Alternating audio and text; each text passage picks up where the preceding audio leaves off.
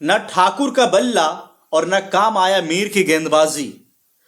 मुंह में हाथ डाल गीता को ले उड़े बाबूलाल।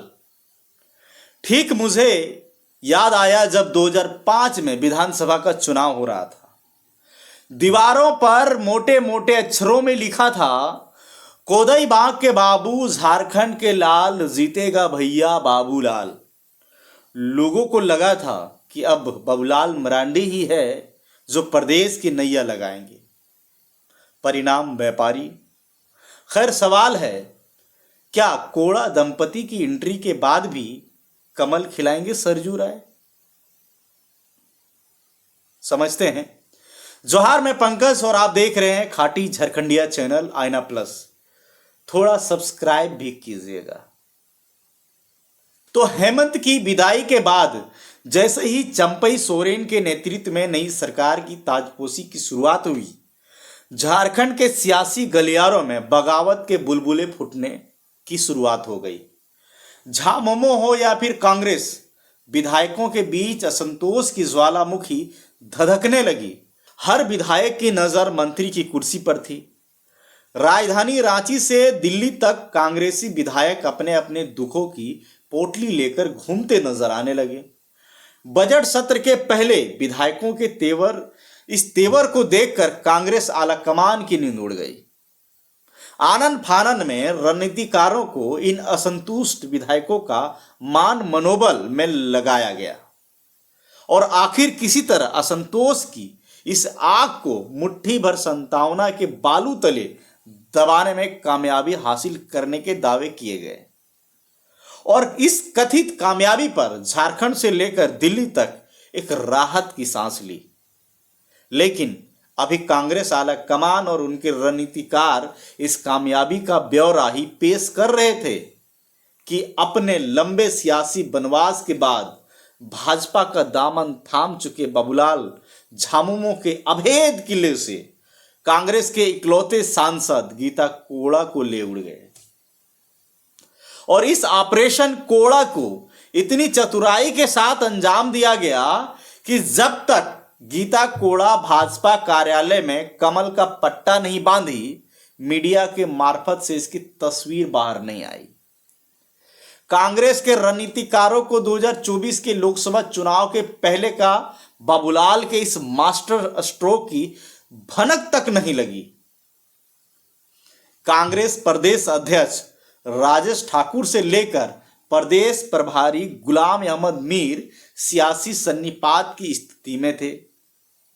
इन दोनों की मौजूदगी में झारखंड कांग्रेस की मुट्ठी से एक के बाद एक रत्न बाहर खिसकते जा रहे हैं।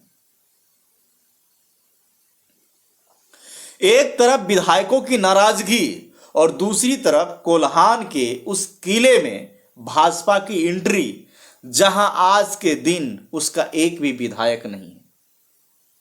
2024 के लोकसभा चुनाव के पहले कांग्रेस के लिए कमर तोड़ने की स्थिति थी, लेकिन सवाल यहां यह खड़ा होता है कि आखिर झारखंड कांग्रेस की यह दिशा और दशा क्यों बन गई।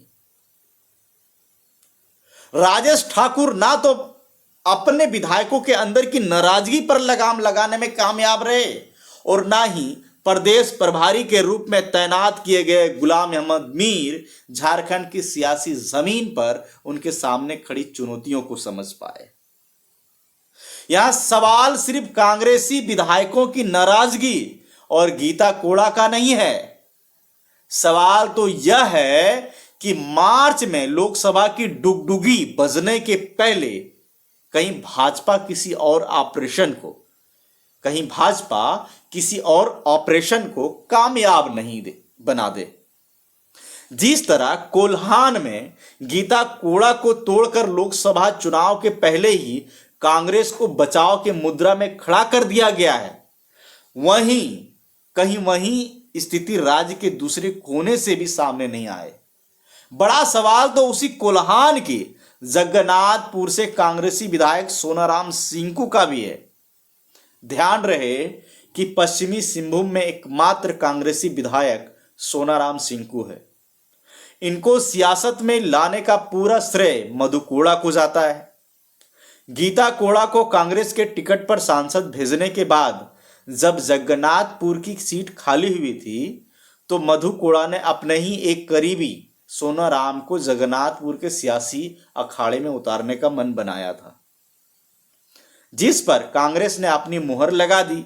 लेकिन तब किसने सोचा था कि यह आने वाले दिनों में यह मधु कोड़ा ही कांग्रेस को गच्चा देकर भाजपा के साथ गंगा स्नान करेंगे।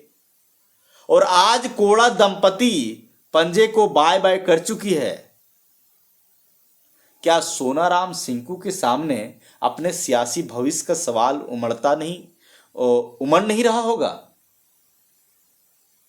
और यदि सोनाराम सिंकू कांग्रेस के साथ बने भी हैं, यदि सोनाराम सिंकू कांग्रेस के साथ बने भी रहते हैं, तो क्या कांग्रेसी मधु कोड़ा की विदाई के बाद अपने दम पर सोनाराम सिंकू को विधानसभा तक पहुंचाने का दमखम रखती है? लेकिन इसके साथ ही एक बड़ा सवाल मधु कोड़ा लूटकांड नामक पुस्तक की रचना करने वाले पूर्व भाजपा के नेता सरयू राय का भी है। मधु कोड़ा के भ्रष्टाचार को सुर्खियों में लाने का श्रेय सरयू राय को ही जाता है। पूर्व सीएम रघुवर दास से इनकी सियासी अदावत भी जगजाहिर है। इसी सियासी अदावत में सरयू राय ने न सिर्फ पार्टी छोड़ी बल्कि रघुवर दास को उन्हीं के विधानसभा में पराजित कर एक इतिहास बिगड़ दिया। दावा किया जाता है कि सरयू राय की वापसी को लेकर संवाद की प्रक्रिया भी जारी है, लेकिन अब जब भी मधु कोड़ा दंपति की उनसे पहले ही भाजपा में एंट्री हो चुकी है, क्या सरयू राय अब भी भाजपा के साथ जाना स्वीकार करेंगे? क्योंकि जिस मधु कोड़ा की कहानी को बाँच बाँच कर सरयू राय झारखंड में भाजपा की सियासी जमीन को तैयार किया था, बदले सियासी हालात में आज वही मधु कोड़ा पूरे शान और शौकत के साथ भाजपा की शोभा बढ़ा रहे हैं। तो क्या लोकतंत्र में लोकलाज की वकालत करने वाले सरयू राय के लिए भाजपा में वापसी उनके सामने कोई नैतिक संकट नहीं खड़ा करेगा? क्या सरयू राय अब बदले सियासी हालात में मधु कोड़ा से लोकतंत्र में लोकलाज की महिमा का पाठ मंजूर होगा? क्या सरयू राय की जमीन इसकी इजाजत देगी?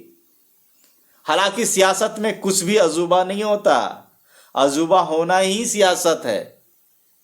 अजूबा होना ही सियासत में सफलता की पहली शर्त है। अब देखना होगा कि सरयू राय किस रास्ते चलना स्वीकार करते हैं। और आगे देखिए झारखंड की सियासत में क्या कुछ खेला होता है।